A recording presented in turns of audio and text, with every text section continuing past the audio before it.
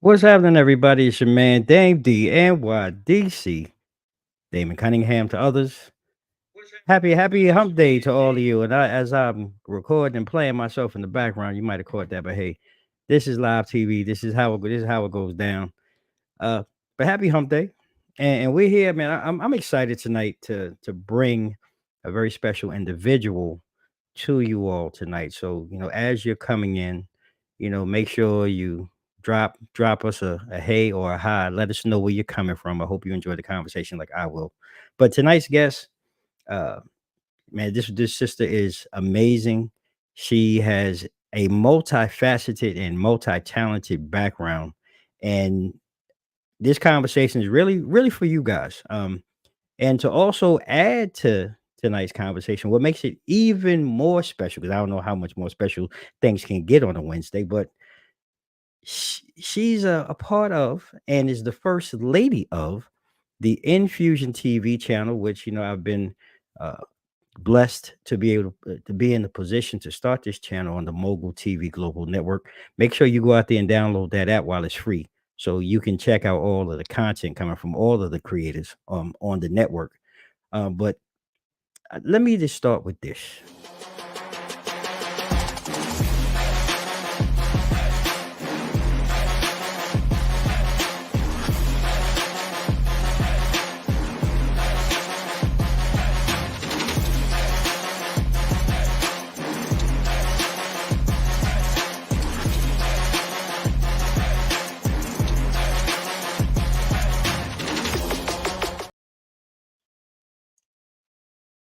I don't know how you don't get excited just from that. But ladies and gentlemen, our first lady, the incredible, the founder of Moving with Meaning, the incredible Crystal Clark. Crystal, how you doing this evening? I'm phenomenal. Doing great on an Well, evening. well, I love it. I love the smile. I'm glad we finally worked this out to have you come join. And we really just for anything and everything. Yes, good evening. Good evening. Thank you for joining us. I have to start at the top before we can dive into your full body of work. Got to start at the beginning. Who is Krystal B Clark? Where'd she grow up? How'd she grow up? Any favorite memories of your childhood? Like, give us some background about yourself, Crystal. Sure, sure. So I am born in Baton Rouge, Louisiana. All my family is just prevalent there. And I was raised in Omaha, Nebraska, went to Wow. high school in Dallas, Texas, and found my way back to Baton Rouge for college. So I'm extremely blessed to have been able to kind of explore the world, at least in the nation, from north to south, and I think that's what kind of really helped me just really embrace life in general Mm, and take it as things come, right, and just right. develop a certain level of confidence and trust in myself for sure. Okay. So I have to ask. I mean that's that's uh that's a world of moving and transitioning. And by any chance, were you like an army brat, or was your family in the military served, or it was just one of those things where life just happened to move you, from stop to stop and place to place. I get that question a lot, but no, it really is. IT took me or took my parents that way. So, unfortunately, my father, when he and my mother first got married, shortly thereafter, he was laid off, and basically, an opportunity with an oil and gas company kind of took us to different areas in Texas, the lower part of Texas, and he finally landed a position at IBM, which started Oh, his okay. yeah, it started his IT craving, and that moved us up to Omaha. But really, I really kind of modeled myself after my father in that respect. I really took a liking Okay. to what he did, and it That's inspired me, awesome. influenced me. Yeah. That's awesome. So, any favorite childhood memories, um, that and when I say that, It could be anything off the wall, anything funny, but being that, you inspired, by your dad's work, anything that from that's really what led you to where you are today? You know what? I kind of think of myself as looking at things outside of the box. I'm extremely Mm. creative. And we have this running joke in my family. So for those who kind of don't remember, we had these VHS tapes. Okay, and we Yeah, I would remember. yeah, Blockbuster was our biggest thing. We had like Fridays were just a, a great experience for me growing up, Mhm. and just because we had each other. That's all we had because we moved away from family. So we Right. did Friday night family nights, and we would go to Blockbuster and rent movies. Well, they would always, as we grew up, I would go off and kind of do my own thing, and they would ask, "Hey, go stop by Blockbuster and bring us back a movie." And it's just this joke where I'm like, "What do y'all want?" And they're like, "Anything that you want. We want to watch that." I would get something and bring it back. They're like, "Crystal, what is this? Why would you get something that's so random?" And I said, "Well, I don't know. It just read really nicely, and it didn't. It was always a fail." But they would always still keep sending me back. They're like, "Let's see what she gets now." And I just love that people embraced me and Yeah. my family embraced me just and entertained that wild spark that I had. Just trying to get to something new and I just loved it. So that was my story that I really remember. So so it's interesting, you talk about a time, my family, same thing. Friday night seemed to be the night. I remember vividly going to Blockbuster, like getting right after school and going in and just trying to grab anything new or sometimes anything off the wall. My family, we were big into horror movies, so we used to Mhm. watch a lot of horror movies, even to this day. So my wife and I, same thing on a Friday night. We're big on trying to find horror flicks to together. My daughter, not so much, but she reminds me somewhat of you.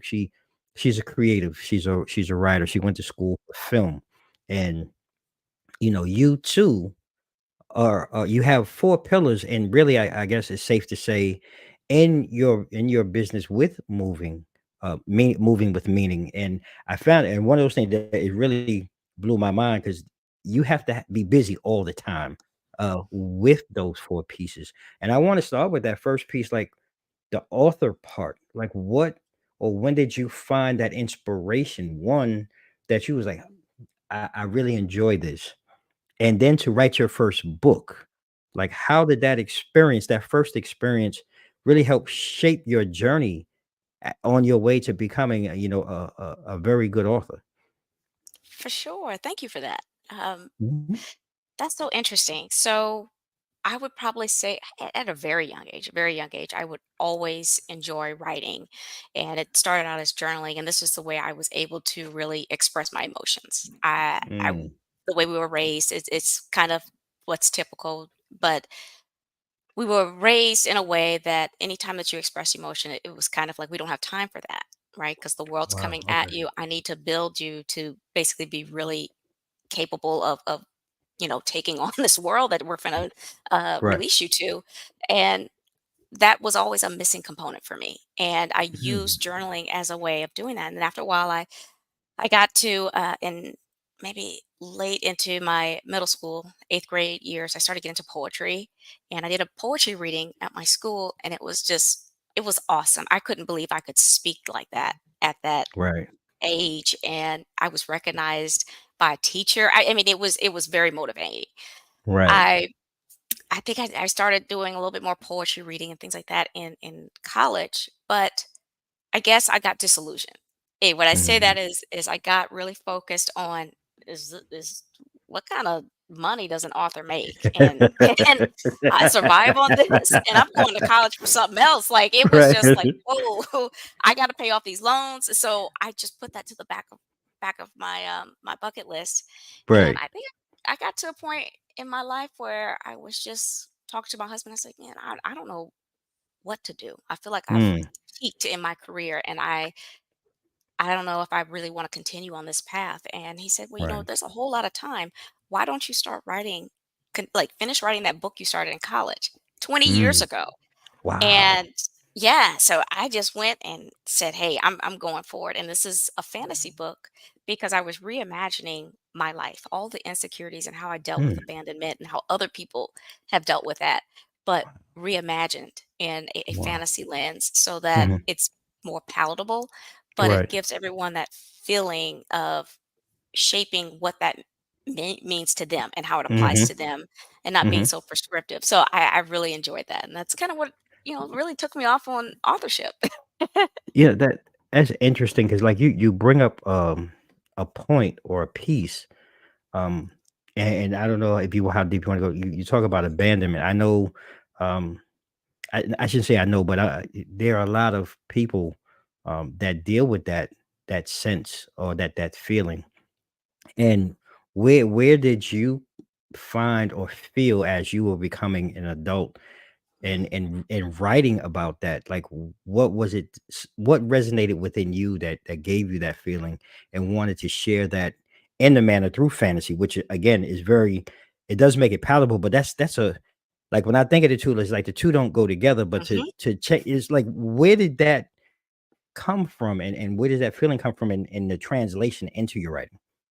Sure. So as a child, I was assaulted by a family member, Oh and my goodness. the way that it took me a very long time for me to really come forward with my parents. And the Right. reason that I was asked before about this, well, why? Why Hmm. didn't? And I said, well, I just always had this feeling that they would not back me up.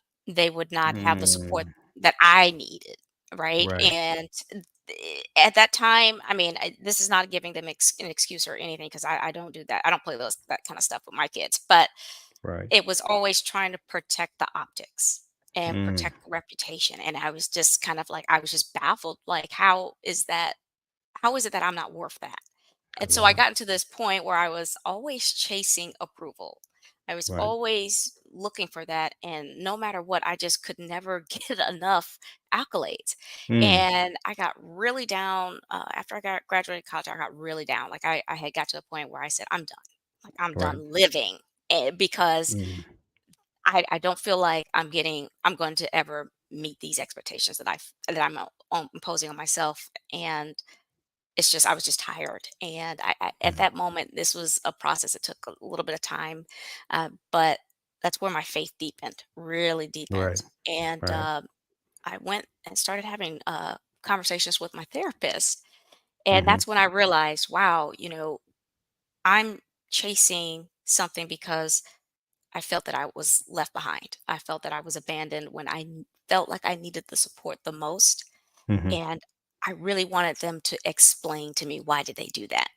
Right. And I realized there's no answer that's going to actually fill that gap. There isn't going to be one. Wow. And so you have to look at that and say, I release you of that burden, Yeah. right? And I'm Right. going to live my life the way I choose to live. And that's how I'm going to do that. And that's how I'm going to teach my kids. And Right. so it was really inspiring to me because it showed that there's a lot of people in this world for various different reasons that struggle with abandonment in very different forms, okay? Right. But they're always chasing. It's always Mm, like you're always lifting this bar over and over again. And over and as over you're again. going through it, yeah, and you're Mm, just leaving terror behind you. And yeah. so it's kind of like, when do you come to terms with that?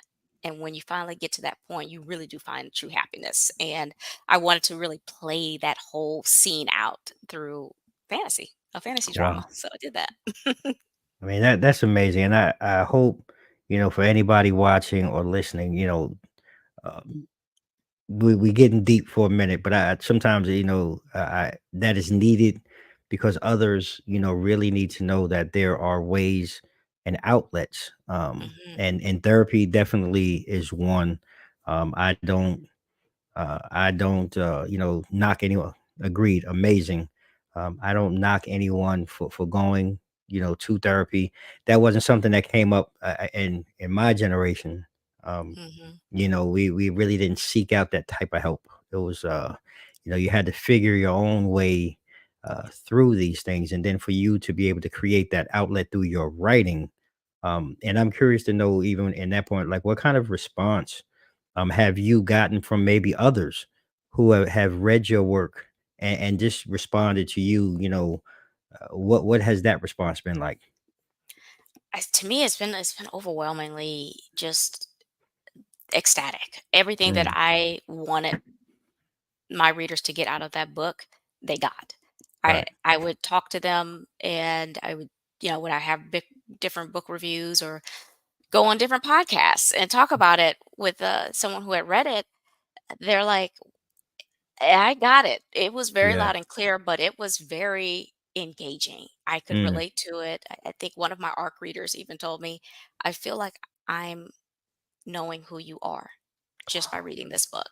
wow. And that's not, it's very rare to Right. be able to lay your heart out Mm, just in, mm. in one novel. It's very, it's not, it is, let me know you're on the right path. This is Yeah, a definitely. confirmation and an affirmation on my part for that Definitely. for sure.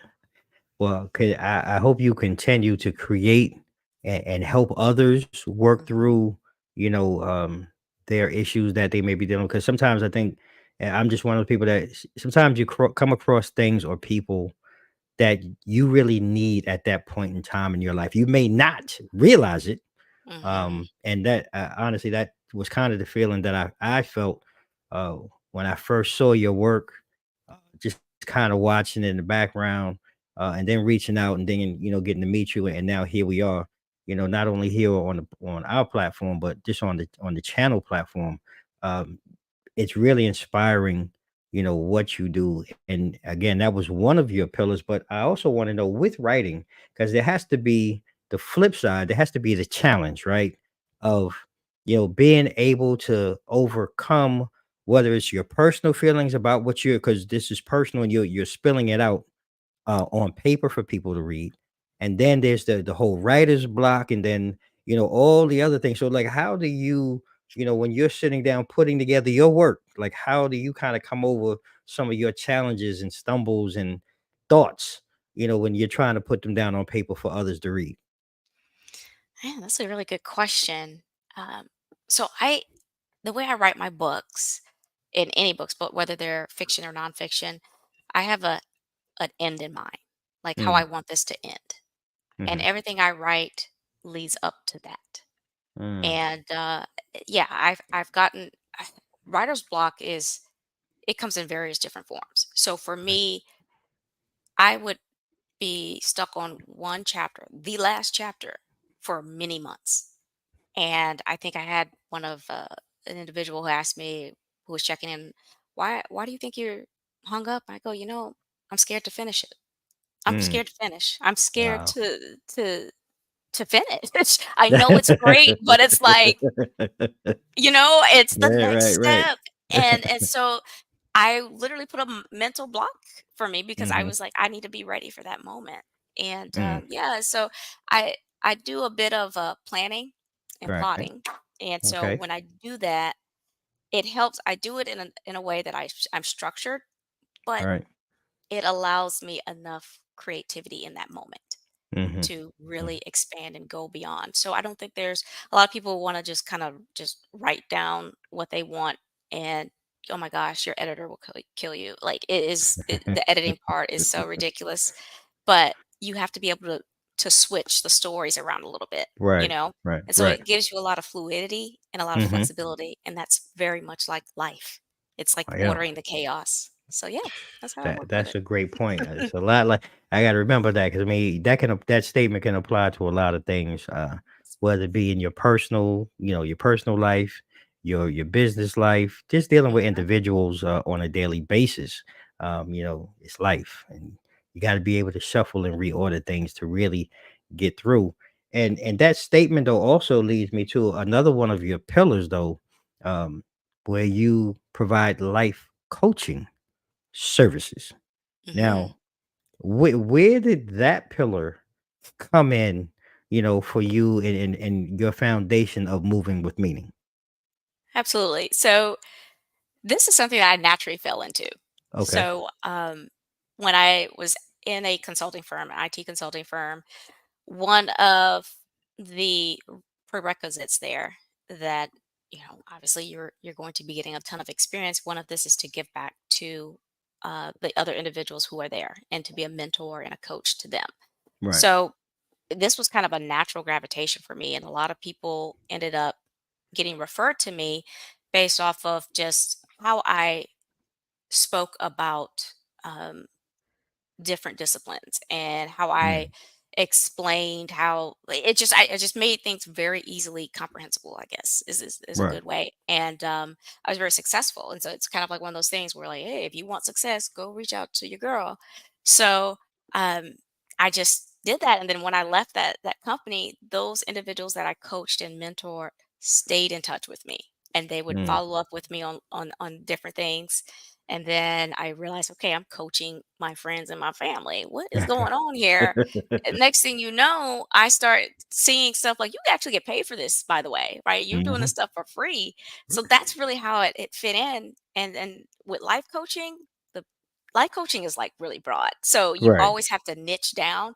So I was Mhm. like, what would my niche be? And I was like, wow, career mental health, Mm. because there is so much that goes on in these corporate realms Right. that is so ridiculous that people don't want to admit. Like, we act as adults, we act like children. We really do. Right.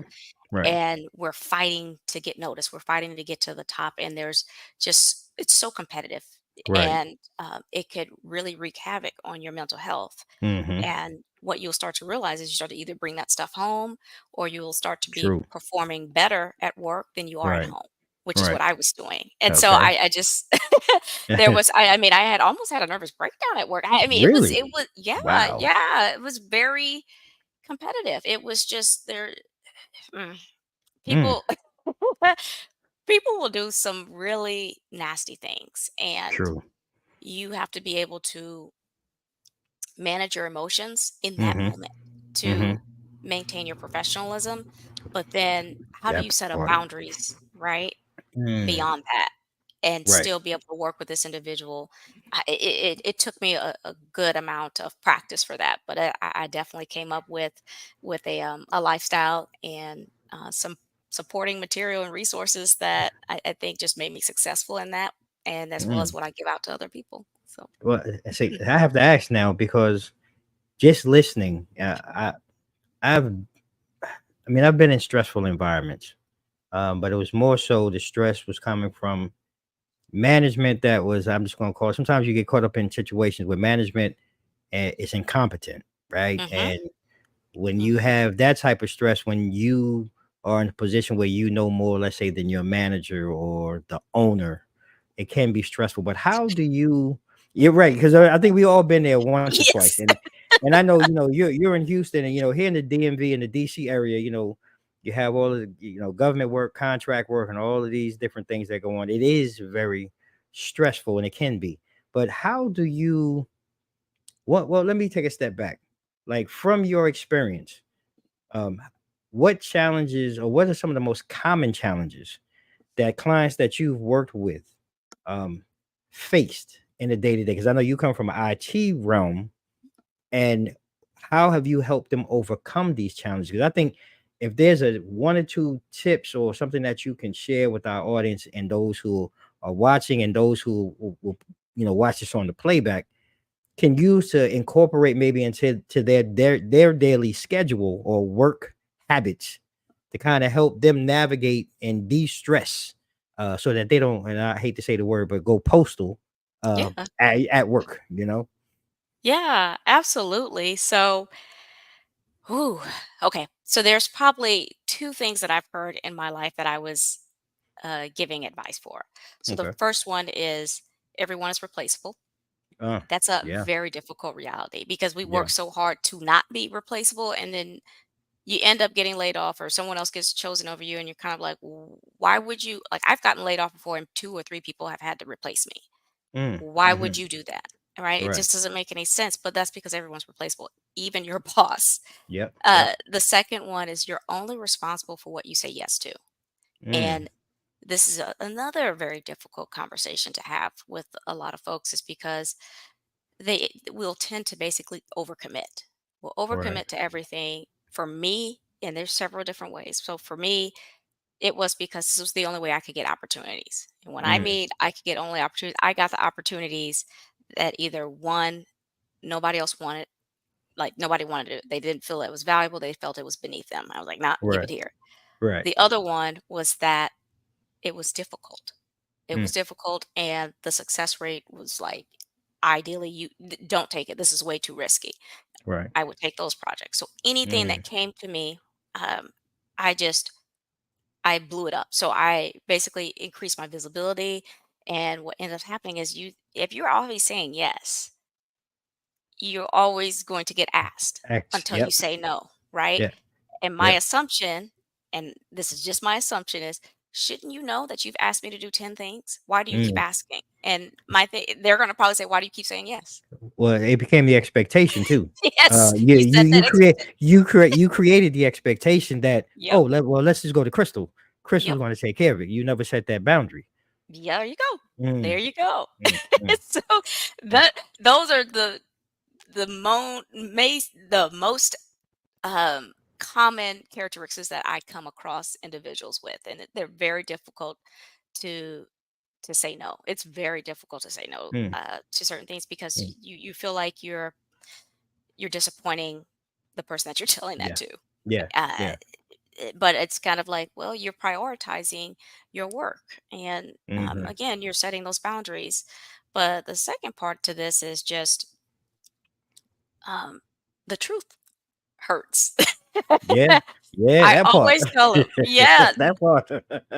we do so much to shield the truth. It's ridiculous. We Mhm. speak in code. We use very creative language to disguise the true impact of what we're saying Right. for the sake of appearances, to Mhm. appear as if we have it all together. Mhm. A lot of reasons is because when I tell people the truth, they're like, "Oh, Right. if that's the situation, what do you think we should do to resolve it?" And I'm like, whoa, I didn't realize that if I was telling you what was really going to happen, that I now owned the The accountability to fix it. productivity. Yeah. Yeah. Right. Mhm. Always happens. Always. So no one will ever offer up the truth because it's like, I don't want to own having to fix this. So I'm going to Right. make everyone continue to believe we're in fairy tale land, and we're not. Right. So it's that reality too, to kind of tack in on Mhm. that, is that if that's going to be your brand, is to be honesty and transparency, then there is going to be another narrative and another layer there, is where Right. make sure you got a mitigation plan and a recovery plan in your back pocket, right? And Right. that increases your visibility. So yeah, I always kind of run across two different types of people: the critiquer and the contributor. Mm. The Mm. critiquer never offers any solutions, never offers Right. anything, right? Right. Right. But they always have a comment. They always have feedback, right? And they'll give Mhm. feedback and say, "Mm-mm, that don't work." And you're kind of like, okay, well then you tell me what does. Oh, I don't know. Right. I just know that what you're saying, it's not good, right? Right. There's that. I mean, I come across that in personal lives, right? Right. My personal life and in my professional life. Then you have the contributor who basically adds value, right? So Mhm. Mhm. they say, okay, think of it this way. Think of it this, right? And Right. Right. let me give you some additional feedback.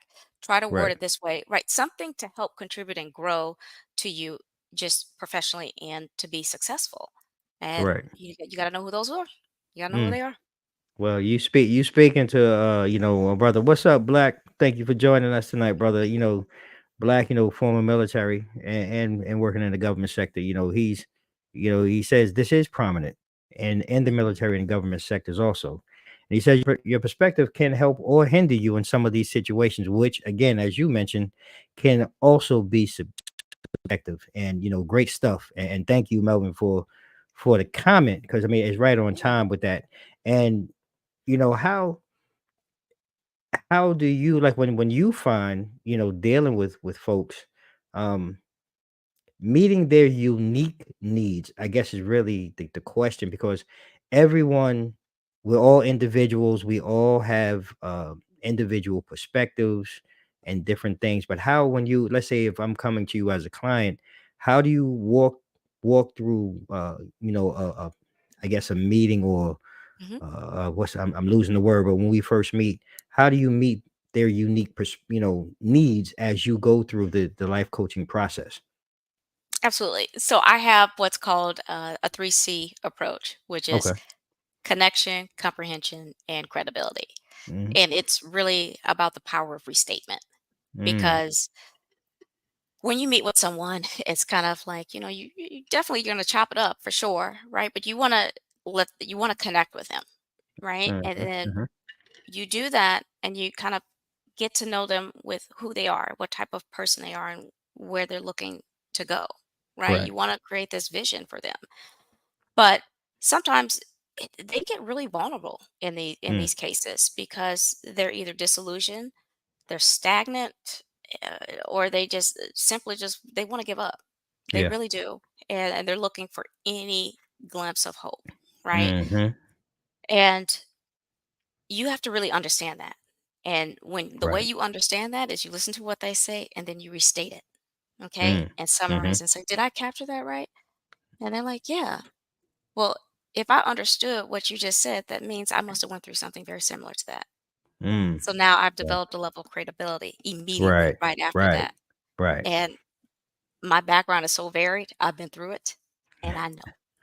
And I Wow. just, so it's really important to validate people that Mm. they are not crazy, that Mm. their feelings, even how ludicrous that they feel that it sounds, that it is like it's genuine, it is Yeah. true, but Yeah. we can move on from there. Now here's the path that we want to take to get out there. What is that particular goal? So I think you have to start on common ground and Mm. build that connection.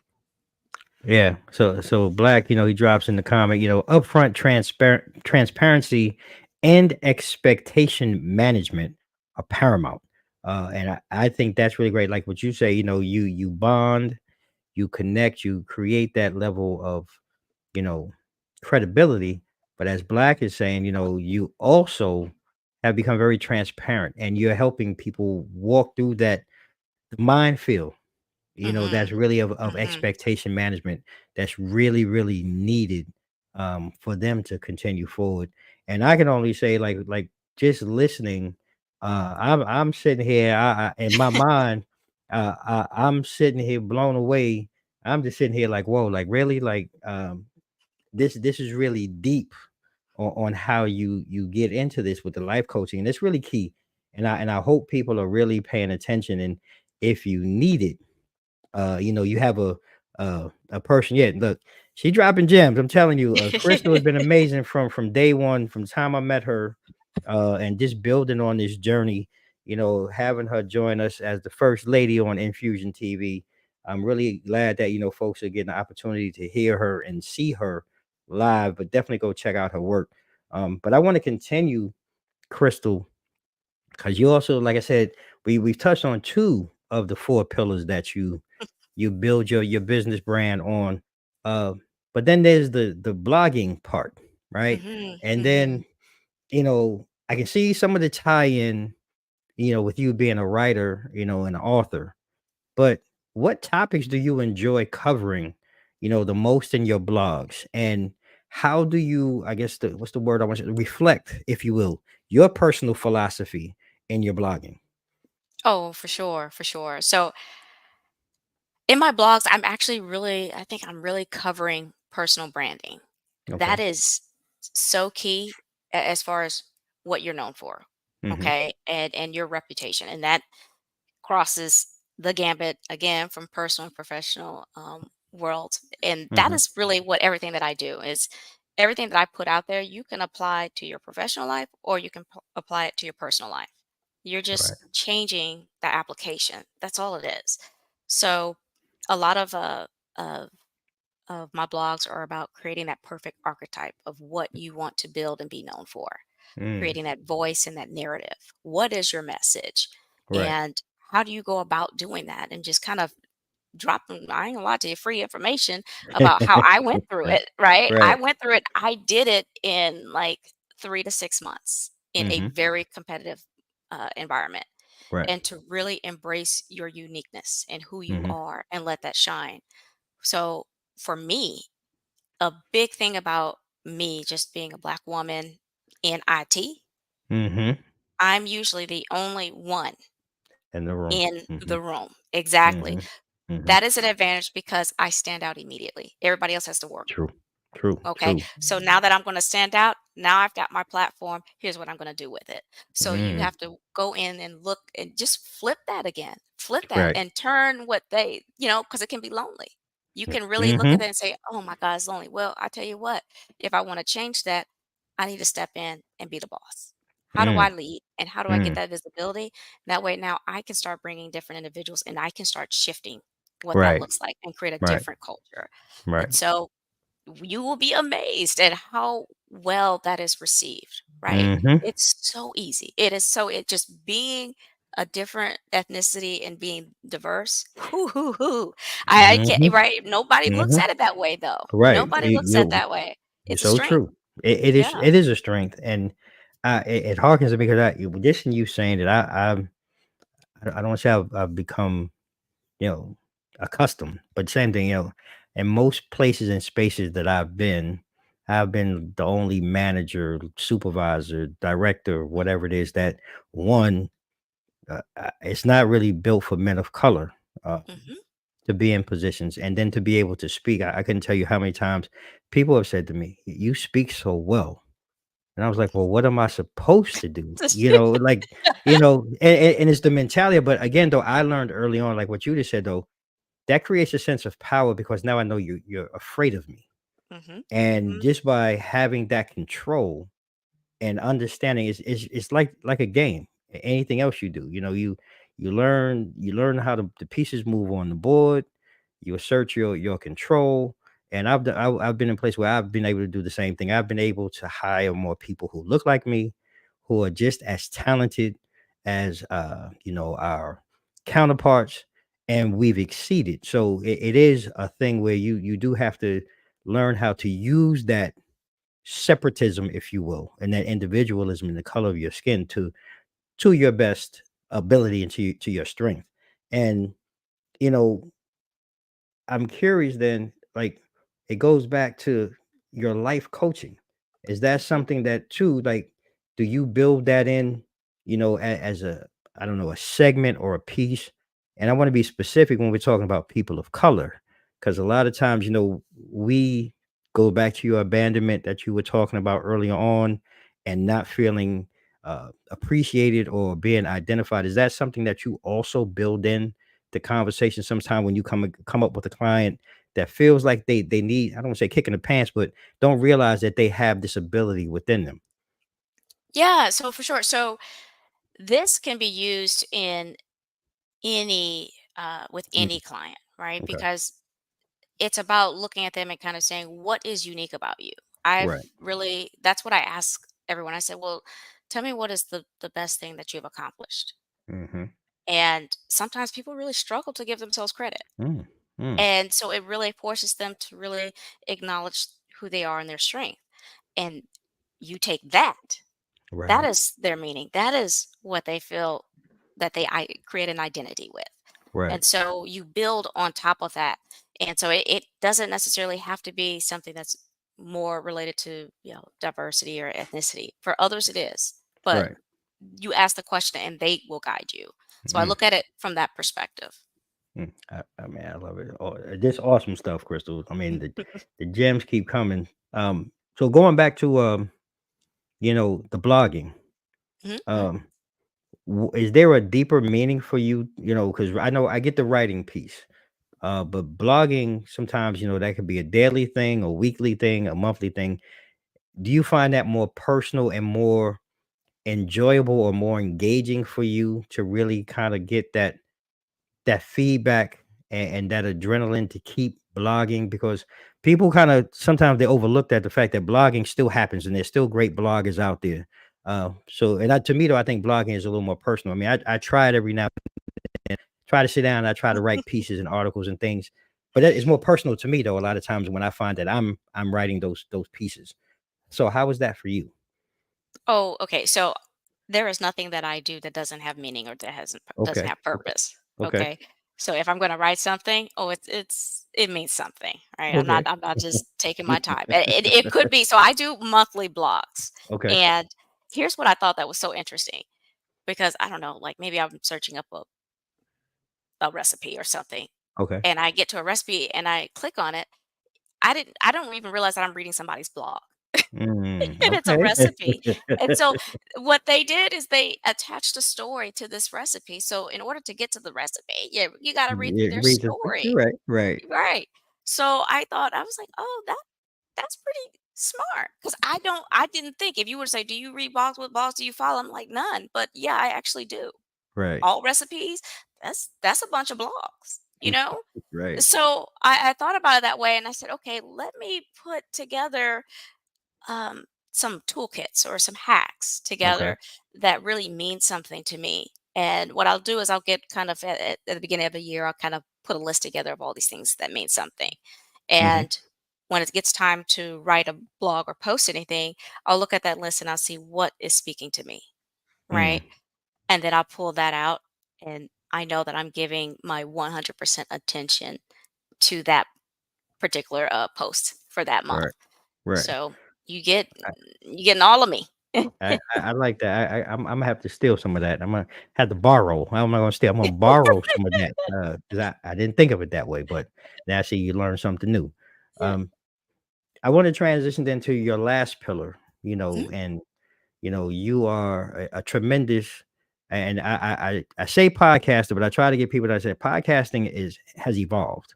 mhm. We both I think of it more of as a show, Yeah.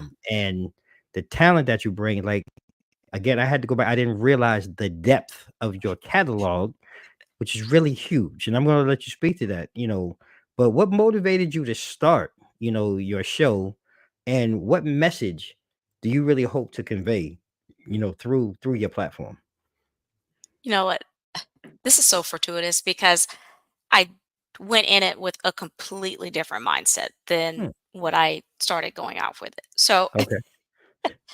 okay, so I was looking at my podcast to really be like solo episodes of Okay. me talking about just my journey through emotional resilience as a way to promote my fantasy book. Mm. So they were gonna just be these short 20, 30-minute segments where I dedicated, I still do that, but All where right. I dedicate just give a whole lot of meaning to just how did I pick my career? Why did I choose Mm. to go through a career? Because do if you were to ask me, and a lot of people ask me, they're like, "Oh, you're so great with IT, blah blah blah, or with data and all this other stuff," and I'm like, "Yeah, no, and I don't even like it." I'm like, "What?" I was like, I would have never thought that. I was like, no, I did it out of necessity. True. I did it Yeah. because it made the most amount of money, and I did it because I was good at it. Didn't Right. like it, had Right. no passion really behind it. And how did I find that passion? And how did I Mm. feel like, okay, I got this wealth of experience in me, Hmm. and how I got here and how I evolved as I got into this bad boy needs to be shared because it's all over my book, it's all over my work, it's all spread across my brands. Right. So I went in to do that, and then, I guess other people got wind of it, and, "Hey, would you like can I like, are you taking guests? Because this seems like really good stuff that I would Yeah. like to bring Yeah. my spin on what you mean by moving with meaning, because I love Mm. it. I love this." Hmm. And people started coming at me with same things, with how they basically overcome adversity Right. and basically are giving back to those individuals because we wanna make sure that this is topics that we don't talk about enough, and Mm. a lot of people feel so alone with it, and Yes. that's Yes. what I think when we talked about it, I was kind Yes. of like, sometimes it feels better when someone else says it, and Yes. that's Yeah, okay, that's right? okay. Yep, mhm. Yes. So, And that's what ended up happening, and it just blossomed into one show of emotional resilience, for sure. and that show has blossomed into how many episodes?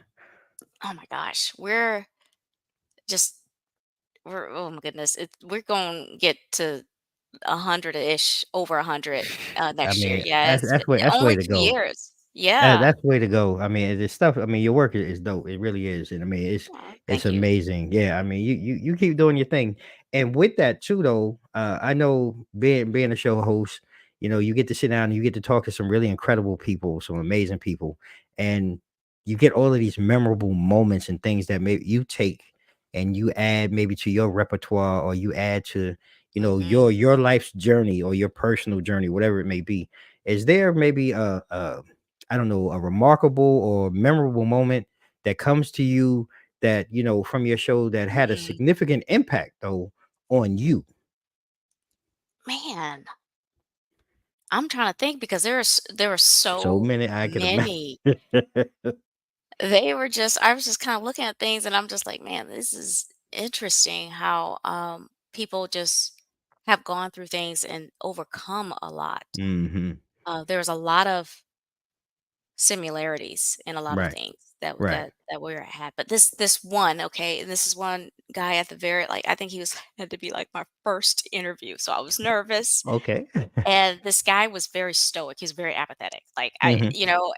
I was like, dude, like, we have to make this something. But when he got on there and started talking, it was it was like talking with a friend. He Mm, was very real about what he was talking about, but he had gone through uh, uh, was it natural disaster PTSD, and he was like, I okay. had no idea that that applied to just natural disasters, right? Wow, wow. And he just talked about how going through that process where he was like literally about to die Mm, and he was watching his kids mm, die. mm, And they ended up, I mean, everyone ended up coming out, but he said at the end, he said, because as a man, you have to think about this. He's like, I was not the strong one. My mm. wife.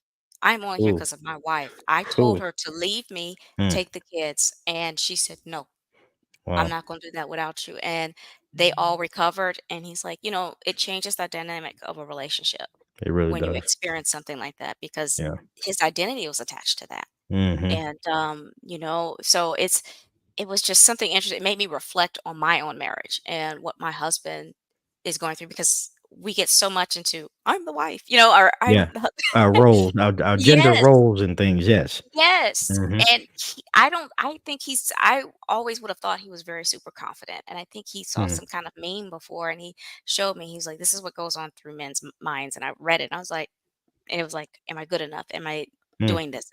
mm. Are the bills getting paid or whatever?" And I read it, and I Right. go and I looked at him like, "You think about this stuff?" Mm. He Yeah, was like, yeah, "Yes," yeah. and I was like, "You don't tell me. We don't talk Mm, about this." mhm. So those are very vulnerable moments, and I think that helped me understand my husband way lot better, and it really improved our relationship for sure. Wow. I mean, it's amazing sometimes what near, some type of trauma or near Mm, tragedy. I mean, I just listening to that story resonates with me personally. It wasn't necessarily tragedy, but just with my health. So, mm, um, going through that, one, I tell a lot of people, I've talked about it before on my show. A lot of times you don't get two chances at life. First of all, mhm, I don't know too many people that do. And if you don't come out of that differently, like he said, I remember listening to the doctor tell my wife and my daughter, well, look, right now we're at a point. If you believe in God, it's time to pray. And I oh, just wow. remember I'm laying in the hospital bed and I'm saying, like, Lord, I know there has to be something more that you have in store for me. And then, like you said, fast forward to go through the things. To this day, I still smell blades of grass fresh in the morning. I see the sky in a total different blue. Yeah. And the dynamic of things, just having to have my wife take care of me. Mm, And as men, a lot of, we're very prideful. yeah. And then I basically I had lost 60 pounds in less than 3 weeks. Um, so Oh I gosh. couldn't really walk. I really couldn't do a lot of things. And to have my wife have to really take care of me, it's a humbling experience. Mm, But again, it changes the dynamics where you learn and have a whole new respect for your spouse. And mhm. you learn to move differently. So that story really resonates with me because I mean that's something that it was almost 10 years ago, but it still feels like yesterday. It Um, does. and Yeah. it and is this something that, help I believe the Lord was showing me how to be a better person. Not like I was a bad person, I don't think, but you learn to be a better person, a better husband, a better father, a better human being. So I totally get that story. Um, Yeah. but I'm curious too, Crystal, you know, being a show host, like how do you go about, your selection, of your guests? Because then there's that side that a lot of people who may not be into podcasting or having shows may not realize a lot of the work that goes on behind the scenes. Oh, trying to vet, I mean, 'cause I know you probably have Yeah. some stories because I got some stories. Like, I mean, I've had some people that's like, "Look, man, I'll say whatever you want me to say. I just wanna be on the show." And I'm like, "No, it doesn't work that way." You know? Yeah.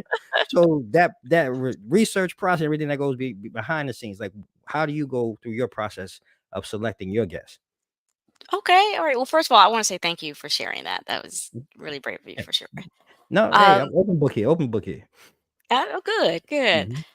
So what I do is I go through a pre-interview, and which is Mm, like a screening where right, it's about 30 minutes of me and the guest just really talking about what they're going to talk about at a Cliff Notes version. Like, I'm like, just don't spoil it. Just give me a good level of, understanding of what your message is. And it allows right, us to really talk right. just one on one. Cause there's a lot of stuff with my guests that does not make it to that show and it never will.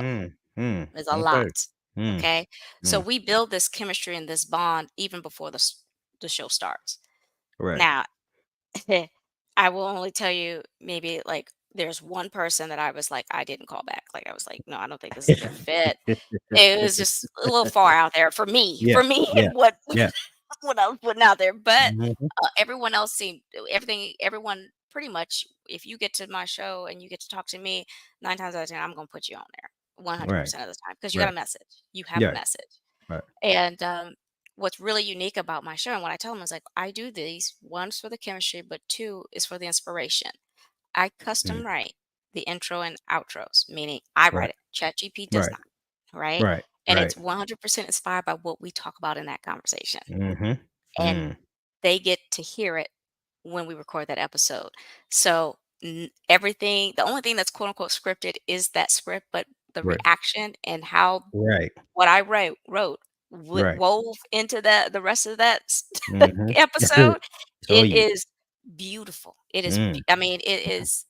If anything, it's a legacy that I'm leaving behind, I and love that. that's really important for me in podcasting, and to give that grace and that respect I back love to that. those guests. Because the way I look at it is this is I'm grateful, you know, Yeah, yeah. to have you here for me for sure. Without question, for sure. I agree with you. I think that's the biggest thing, I walk away with. It's just, people giving of their time, Hmm. to share their story, and I too, like you, come from a different I'm looking for, some type of education piece or some type of impact or empowerment statement that people can hear because we live in such a negative world.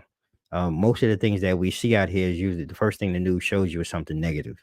Mm, And to be able to bring some type of conversation like this, dropping gems and sharing stories that other people can relate to, that can uplift them.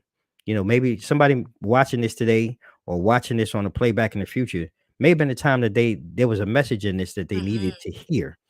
Yep. And for me, that's the most important thing and the most powerful thing I can do, to leave as a legacy is to uplift others. So I'm with you, and like I say, you're lucky though. I've had a lot of weird ones, um, and there's a lot of weird ones that never made the cut. That never. I just man, even on the worst day, I was there. We had to file 13 a whole lot, and it's amazing. And like you say, I do the same thing. Sometimes we sit down and we talk and I've had one or two guests come on, like, in the conversation prior, in the build up and the lead up, man, great conversation, but it's like something when the lights come on and I'm in my mind, I'm like, "Yo, where's the person that I Yeah. talked to last week? What happened?" Like, these are the things that people just don't see, and, it's mind blowing, but it's all part of, the journey, if you will. Hmm. And, Hmm. you like I said, you really do a great job in your work. And I want to, I mean, we've been going on and we're coming to the back end of tonight's, conversation. I want to ask you though, as you know, how can I say this? I want to say, how have you seen, right, or experienced, um, especially when it comes to representation and storytelling Hmm. for women of color?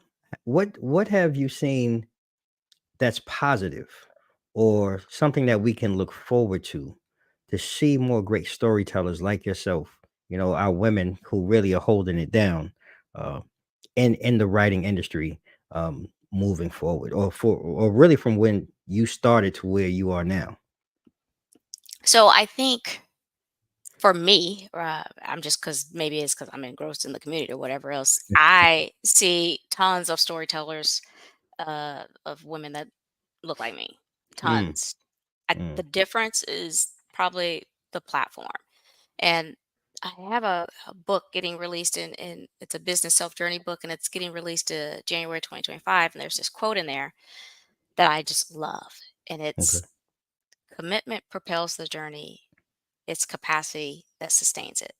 Wow. And I think that is the biggest difference Mm, is that we will get to a point where we're so committed and we start our journey, and mhm, then our capacity runs out.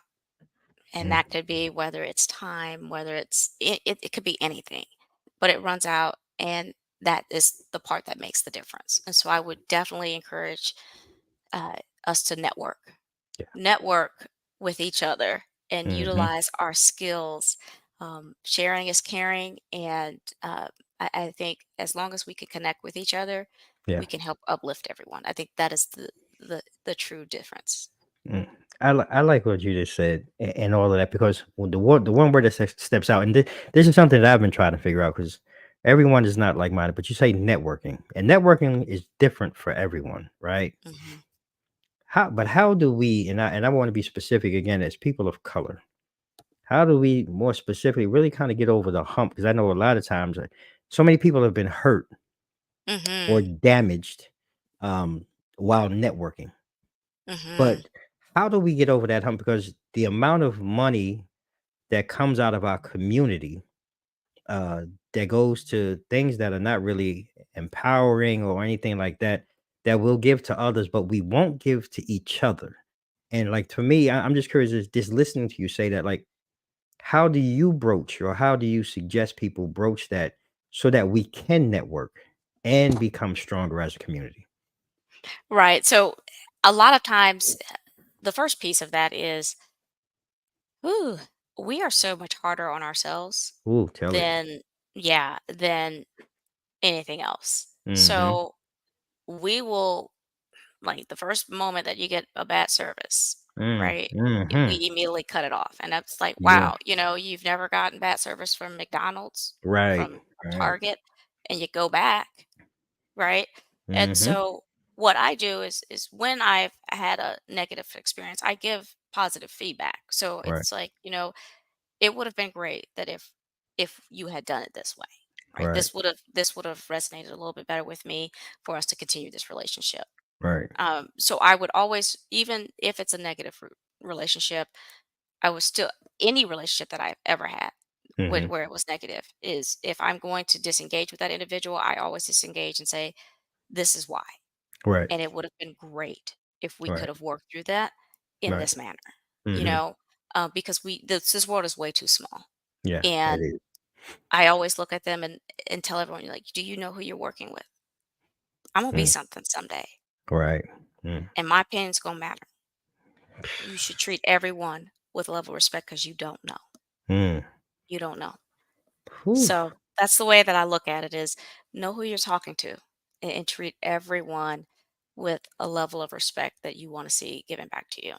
And Mm. that's always what I've done. Is it doesn't matter how many people have wronged me, Yeah. even in the workforce, right? Mm. I go to Mhm. the next job, I give them the same level of expertise because my brand goes with me everywhere. And I Mm. don't take that bad experience to the next one and to the next one. I give them the top level because you will remember me. I might be replaceable, but I'm unforgettable. That's one thing for Ooh. sure. Mm. Ooh, sis, I'm gonna go ahead. I'm gonna toast you up on that one because that's the best way to close this one out and put a pin in it, sis. Look, Crystal has been amazing. Uh, again, I can't thank you enough for taking time out of your schedule to sit here and just chop it up with me. And before we go, I'm definitely going to, ask that, people make sure they go and check Crystal out. She's my Mogul TV Global Network partner. She's also on the Infusion TV channel. You can catch her Tuesdays, 1 p.m. Eastern, 12 noon Central. Please go out, support, follow, buy a book. Uh, Go if you need help or assistance, she's got you covered.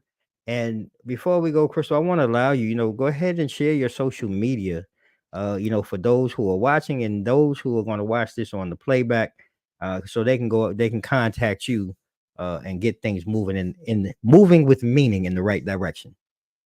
For sure. Oh man, you can catch me on obviously LinkedIn here. Connect with me on LinkedIn at Krystal B Clark. I believe that's my name. I'm on Instagram at Moving with Meaning 82. I'm on TikTok. Also, author KB Clark, I believe, is there. So I'm everywhere. So if you can't find me, it's you go to my website, movingwithmeaning.com, and all my social media links are there for you. Hmm. So one stop Look. shop for me. Thank you so much, Crystal. I really appreciate it. Again, right? Great conversation. I'm seeing here in the chat, Melvin. I appreciate you, brother. Great stuff, my people. And you have a manufactured network and an organic one. So thank you, for the comments, and I thank you all for watching. And we're going to continue on, with these conversations. I'm going to be looking forward to bringing on some more of our channel mates, some more of our network mates, so that you get to meet them. You continue. I thank you all for your continued support here of Two Mics Up. Couldn't do it without you.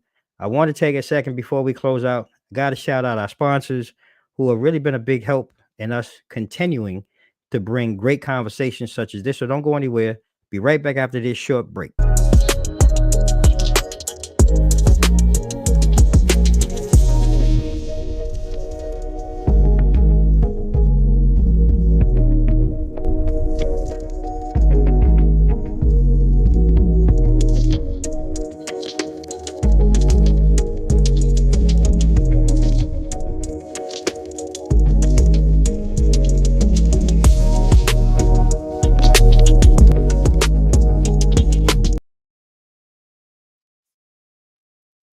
All right, ladies and gentlemen, thank you. And I just want to say as we close out today, this conversation has really moved me.